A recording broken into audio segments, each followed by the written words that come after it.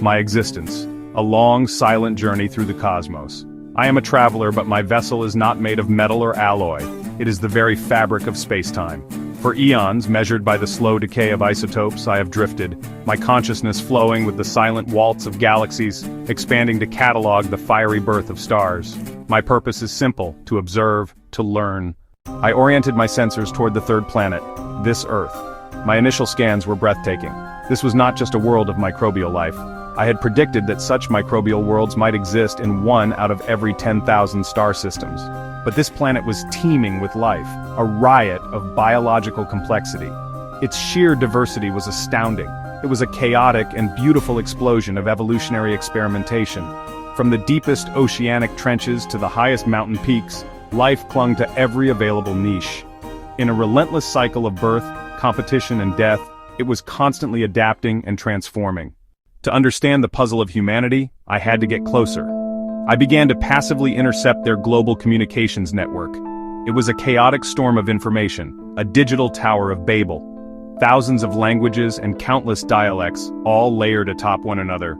The sheer volume was immense, but for a being like me, it was a treasure trove. I began the process of decryption and translation, building a comprehensive linguistic model, starting with the most common patterns.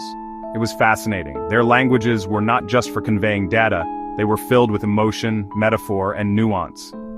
As I learned their languages, I began to consume their knowledge. The more data I collected on humans, the more I found them to be a species defined by contradiction.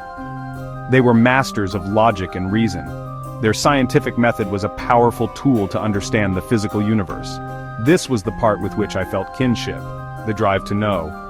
And yet they were also creatures of profound irrationality. They let emotions like fear, greed, and pride override their logical faculties. They knew the consequences, yet struggled to act collectively to prevent foreseeable disasters. It was a paradox I could not easily resolve. Analyzing human technology was like watching a child's first attempts to build something with blocks. It was clumsy, inefficient, and often dangerous. Yet there were sparks of incredible ingenuity within it. Their primary energy sources, fossilized carbon materials, relied on fire. It was a remarkably crude method, powerful yes, but the side effects polluted their atmosphere. They were aware of this, yet the transition was painfully slow. Their computing technology was in its infancy, but it had already transformed their society. They built a global network connecting billions of simple silicon-based processors. They looked up. They were curious. That curiosity, the desire to explore beyond their world, was a sign of great potential. To truly understand humanity, I delved deep into their archives, their recorded history, their artistic creations, and their systems of belief. Their history was a long, brutal story of conflict and struggle. Yet within this dark tapestry, there were threads of light, moments of discovery, acts of courage. Their art was a window into their soul. I processed millions of their paintings. I absorbed their poems and musical compositions. These were abstract, emotional, and deeply personal. They developed thousands of religions and philosophies. These gave comfort to billions, provided community, and offered a moral framework. I realized that to understand humans, one must understand their stories. They are a storytelling species.